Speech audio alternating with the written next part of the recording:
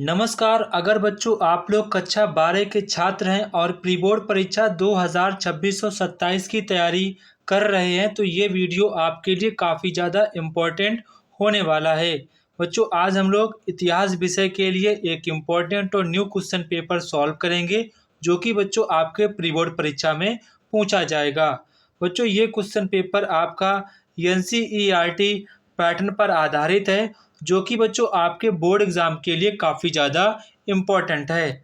बच्चों मैंने इतिहास विषय के लिए ओनली 7 क्वेश्चन पेपर बनाए हैं जिसमें मैंने सभी के सभी इम्पोर्टेंट क्वेश्चन कवर कर दिए हैं। जितने भी आपके इम्पोर्टेंट क्वेश्चन बन सकते हैं वो यहाँ पर मैंने कवर कर दिए हैं। अगर बच्चों आप लोग इन 7 क्वेश्चन पेपर की अच्छे प्रकार से प्रैक्टिस कर लेते हैं तो बच्चों मैं 100% कह सकता हूँ कि आप लोगों के बोर्ड एग्ज़ाम में 100 में से बच्चों आप लोगों के 90+ मार्क्स 100% आएंगे, क्योंकि यहाँ पर मैंने सभी के सभी इम्पोर्टेंट क्वेश्चन कवर कर दिए हैं। तो बच्चों ये आज हमारा पहला क्वेश्चन पेपर है। आज हम लोग इसको सॉल्व करेंगे और देखते हैं कि आपके एग्ज़ाम के लिए कौन कौन से इम्पोर्टेंट क्वेश्चन बन सकते हैं।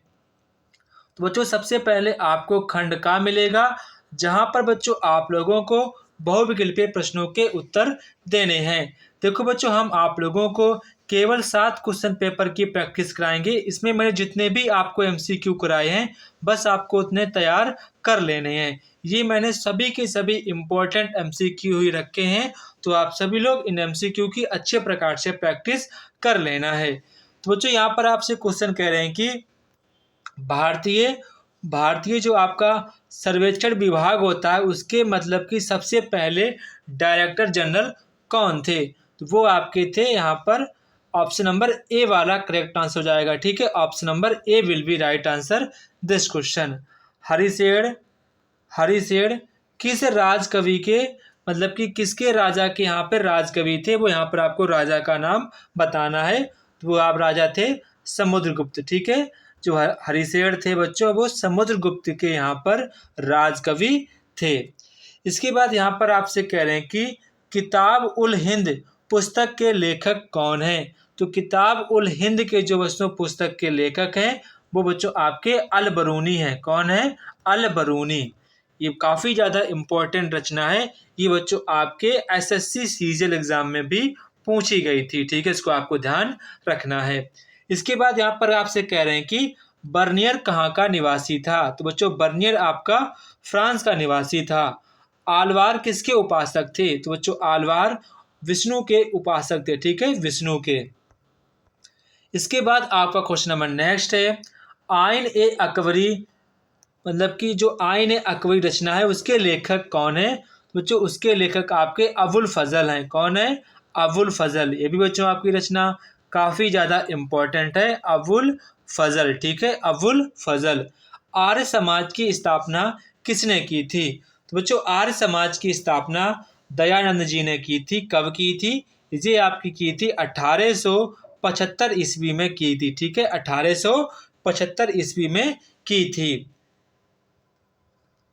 हम्पी को यूनेस्को द्वारा विश्व में मतलब कि विश्व को उसको यूनेस्को में कब शामिल किया गया था? क्वेश्चन आपका ये है, हम्पी को यूनेस्को की लिस्ट में कब यहाँ पर शामिल किया गया था? तो वो बच्चों आपका किया गया था 1986 में किया गया था। कब किया गया था? 1986 में किया गया था। विजयनगर साम्राज्य की स्थापना किसने की थी? तो बच्चों हरियर और बुक्का ने विजयनगर की स्थापना 1336 ईस्वी में की थी। ठीक है, ये भी आप लोग ध्यान रखेंगे। भारतीय संविधान की आत्मा कहलाती है। तो भारतीय संविधान की आत्मा आपकी संविधान की प्रस्तावना कहलाती है। इसके बाद बच्चों आपका खंड खा आता है जहाँ पर बच्चों आप लोगों को अति लघु उत्तरीय प्रश्नों के उत्तर देने होते हैं। तो यहाँ पर आपसे कह रहे हैं कि अभिलेख किसे कहते हैं? आपको यहाँ पर जो अभिलेख बताना, अभिलेख किसे कहते हैं? सिंधु घाटी की सभ्यता के प्रमुख आपको 2 केंद्रों के नाम लिखने, तो आप एक लिख सकते हैं हड़प्पा लिख सकते हैं, दूसरा बच्चों आप यहाँ पर सिंधु घाटी या फिर कालीबंगा भी आप लोग लिख सकते हैं। विजयनगर साम्राज्य की स्थापना किसने और कब की थी? ये मैंने आपको बता दिया है। विजयनगर साम्राज्य की स्थापना हरियर और बुक्का ने की थी। कब की थी? ये आपकी की थी 1336 ईस्वी में की थी। इब्न बतूता का यात्रा वृत्तांत क्या कहलाता था और वह किस भाषा में लिखा गया था? बच्चों ये क्वेश्चंस आपके एग्जाम के लिए काफ़ी ज़्यादा इम्पोर्टेंट क्वेश्चन है। इसके बाद बच्चों यहाँ पर आपसे खंडका कह रहा है लघुत्तरीय प्रश्न। तो यहाँ पर आपसे कह रहे हैं कि हड़प्पा धर्म पर आपको एक संक्षिप्त में टिप्पणी लिखनी है। अल बरूनी के बारे में आप क्या जानते हो, यहाँ पर आपको वर्णन करना है। सूफी मत के प्रमुख सिद्धांतों का यहाँ पर आपको वर्णन करना है। वेरी वेरी इंपॉर्टेंट क्वेश्चन है। विजयनगर की जल आवश्यकताओं को किस प्रकार से पूरा किया जाता था? संविधान सभा के उद्देश्यों में किन आदर्शों का विशेष बल दिया जाता है? वेरी वेरी इंपॉर्टेंट क्वेश्चन है। गांधी इरविन समझौते की प्रमुख जो शर्तें थी उनका यहाँ पर आपको उल्लेख करना है। ये भी बच्चों आपके एग्जाम के लिए इंपॉर्टेंट क्वेश्चन है। इसके बाद बच्चों आपका यहाँ पर दीर्घ उत्तरीय प्रश्नों के आते हैं उत्तर। तो बच्चों आपको प्रत्येक क्वेश्चन 10 नंबर का रहेगा। तो जब भी बच्चों आप लोग यहाँ पर दीर्घ उत्तरीय प्रश्न लिखे तो आपको एक बात ध्यान रखनी है, हमेशा बच्चों आपको हेडिंग बनाकर लिखना है। यहाँ पर बच्चों आपको लगभग में 3.5 पेज का आंसर लिखना होगा, तभी आपको 10 नंबर मिल पाएंगे। तो ये बात आपको ध्यान रखनी है, ठीक है।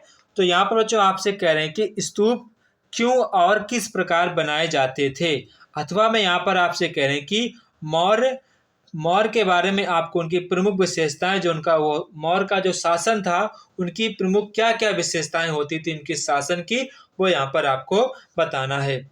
इसके बाद यहाँ पर कह रहे हैं कि सूफीवाद क्या है, इसके मूलभूत सिद्धांतों का यहाँ पर आपको वर्णन करना है। अथवा मैं आपसे कह रहे हैं कि भक्ति आंदोलन की प्रमुख विशेषताएं पर आप लोगों को प्रकाश डालनी है। बच्चों दोनों के दोनों काफ़ी ज़्यादा इंपॉर्टेंट है, इनको आपको अच्छे प्रकार से तैयार करना है। इसके बाद यहाँ पर आपसे कह रहे हैं कि भारतीय राष्ट्रवाद के उदय के कारणों की आपको चर्चा करनी है। अथवा मैं कह रहे हैं कि भारत छोड़ो आंदोलन पर आपको यहाँ पर संक्षिप्त में आपको निबंध लिखना है, ठीक है बच्चों। ये काफ़ी ज़्यादा इंपॉर्टेंट है, इसको आपको अच्छे प्रकार से तैयार कर लेना है। इसके बाद बच्चों यहाँ पर खंड इंगिया आता है, जहाँ पर बच्चों आप लोगों को तिथि दी गई है, इनकी आपको घटनाओं का उल्लेख करना है। तो आपका 321 ईसा पूर्व है, तो ये आपका हो जाएगा चंद्रगुप्त मौर्य ने मौर्य साम्राज्य की स्थापना की थी, ठीक है। 185 ईसा पूर्व पुष्यमित्र शुंग ने अंतिम मौर्य शासक बृहदत्त की हत्या कर शुंग वंश की स्थापना की थी। यहाँ पर लिखेंगे आप लोग शुंग वंश की स्थापना हुई थी। यहाँ पर 78 ईस्वी में यहाँ पर जो आप लिखेंगे शक संवत का प्रारंभ हुआ था। 319 से 320 ईस्वी तक यहाँ पर आप लिखेंगे गुप्त संवत का प्रारंभ हुआ था। 1469 आप यहाँ पर लिखेंगे गुरु नानक का जन्म।